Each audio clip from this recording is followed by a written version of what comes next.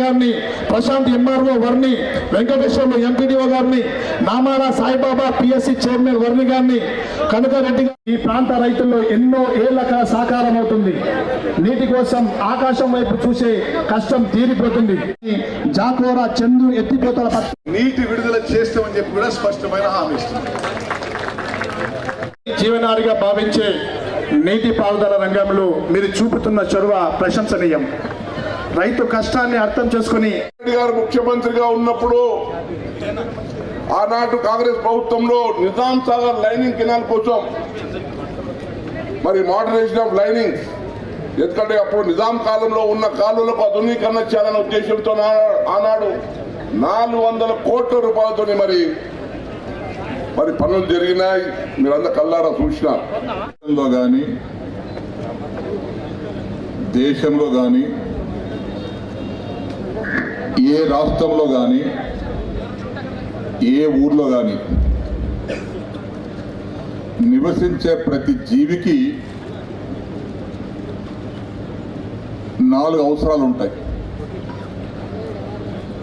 ఒకటి గాలి, రెండవది నీరు, మూడవది బువ్వ, 4వది ఇల్లు. ఈ 4 ఉన్నటువంటి జీవితమే నిజమైనటువంటి జీవితం. ఒక్క నిమిషం గాలి లేకపోతే ప్రాణం ఉండదు. ఒక్క రోజు నీరు లేకపోతే ప్రాణం ఉండదు. 2 రోజులు తినటానికి అన్నం లేకపోతే ప్రాణం ఉండదు. మరి గాలి భగవంతుడిస్తున్నాడు, నీరు భగవంతుడిస్తున్నాడు. మరి ప్రభుత్వం వేయాల్సిందేంటి? రైతు పంట పండియటానికి నీరు, ఆ పండిన పంటతో కడుపు నింపుకోవటానికి మనము, ఉండటానికి ఇల్లు. ఇలాంటి ఒక ముఖ్యమైనటువంటి అంశం నీరు. పంట వండాలంటే ఏం కావాలి? 4 కావాలి. ఒకటి భూమి, రెండవది విత్తనం, మూడవది రైతు శ్రమ, 4వది నీరు. ఈ 4 ఏది లేకపోయినా పంట వండదు. అలాంటి నీరు చాలా ముఖ్యమైంది. ఈ రాష్ట్ర ప్రభుత్వం వచ్చిన తర్వాత రేవంత్ రెడ్డి గారి నాయకత్వంలో భారీ నీటిపారుదల శాఖ మంత్రులు ఉత్తమ్ కుమార్ రెడ్డి గారి నాయకత్వంలో లిఫ్ట్ ఇరిగేషన్లకు, భారీ నీటి ప్రాజెక్టులకు, మధ్యతర ప్రాజెక్టులకు శంకుస్థాపనలు, భూమి పూజలు అనేక చేస్తూ వస్తున్నారు. ఈ సందర్భంలో కొత్త ప్రభుత్వం ఏర్పడిన తర్వాత పని పూర్తయిపోయి ప్రారంభం చేసుకున్నటువంటి మొదటి పథకం మన జాకోరా చెందూరు చింతకుంట పథకం. ఈ పథక ప్రారంభోత్సవానికి మనం పిలవగానే ఎంత ఎండైనప్పటికీ ఇతర కార్యక్రమాలు ఎన్నున్నప్పటికీ మన కోరిక మేరకు ఇక్కడ వచ్చినటువంటి గౌరవనీయులు, నాకు ఆత్మీయులు, ఆప్తులు, రాష్ట్ర భారీ నీటిపారుదల శాఖ మంత్రులు గౌరవనీయులు శ్రీ ఉత్తమ్ కుమార్ రెడ్డి గారికి ఉన్నామంటే రైతులం 61,000 కుటుంబాలు ఉన్నాయి మనందరు కలుపుకుంటే. 10 మండలాలు, 9 మండలాలు, ఒక మున్సిపాలిటీలో 61,000 కుటుంబాలు ఉన్నాయి మనందరికి. మనందరి దగ్గర పొలం కలుపుకొని ఎంత ఉందంటే 1,48,000 ఎకరాలు ఉంది బాన్సువాడ కాన్స్టిట్యున్సీలో. 1,48,000లో 95,000 ఆయకట్టు నిజాం సాగర్ కింద ఉంది. దోకా లేదు, 2 పంటలు పండుతున్నాయి. ఒక 30,000 ఎకరాలు నిజాం సాగర్ నీరు పోనటువంటి ప్రాంతానికి బోర్లు, లిఫ్ట్ ఇరిగేషన్ పెట్టించాం. 30,000 పోతున్నాయి.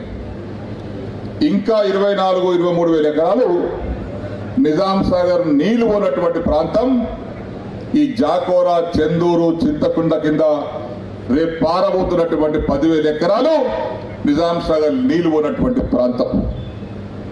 ఈ 10,000 ఎకరాలకు కూడా మొదటి పంట, రెండో పంట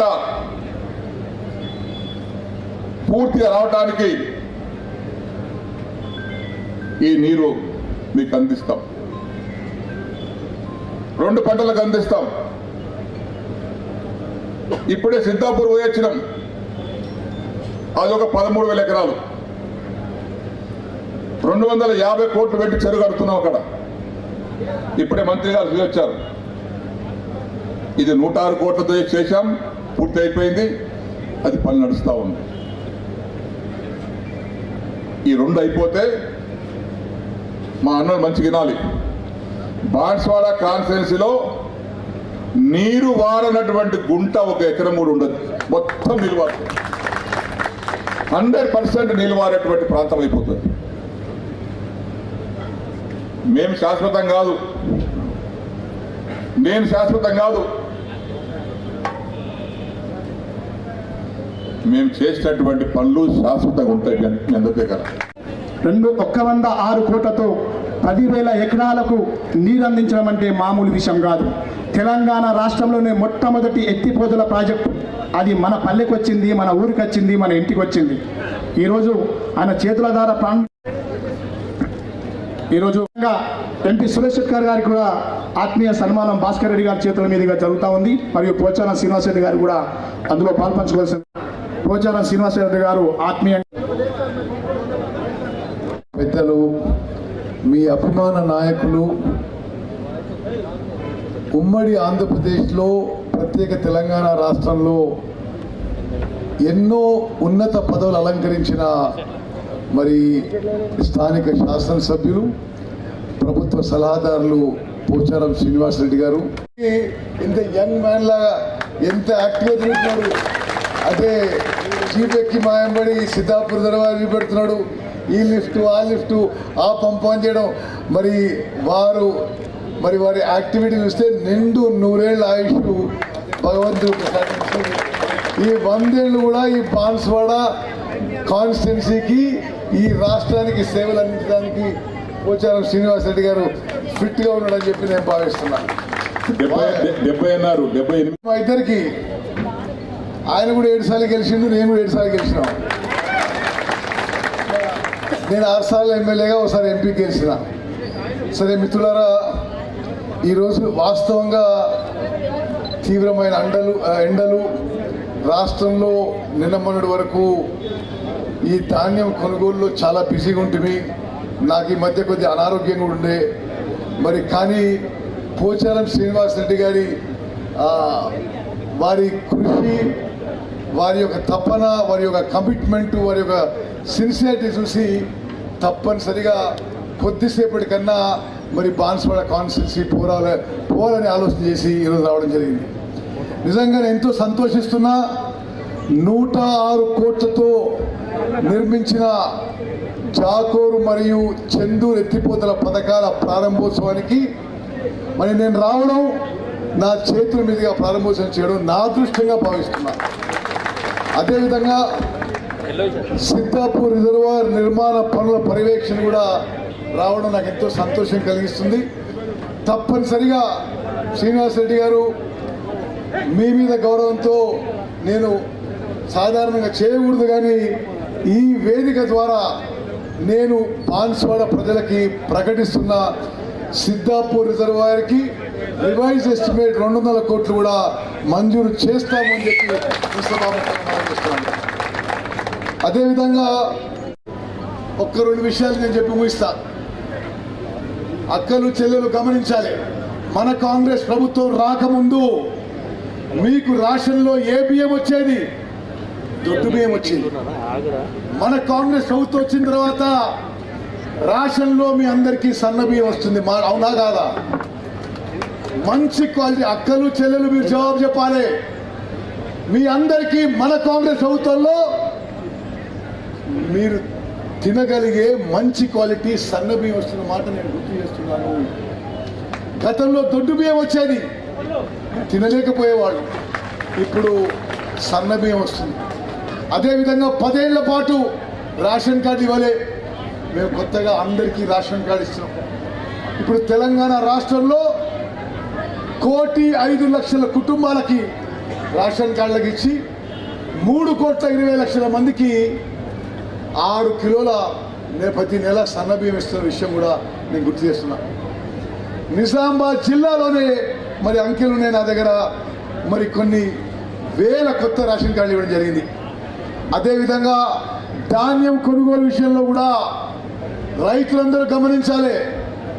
ఇప్పుడు పెద్దలు శ్రీనివాస్ రెడ్డి గారు చెప్పిండ్రు, మీరు అద్భుతంగా పంటలు పండిస్తున్నారు.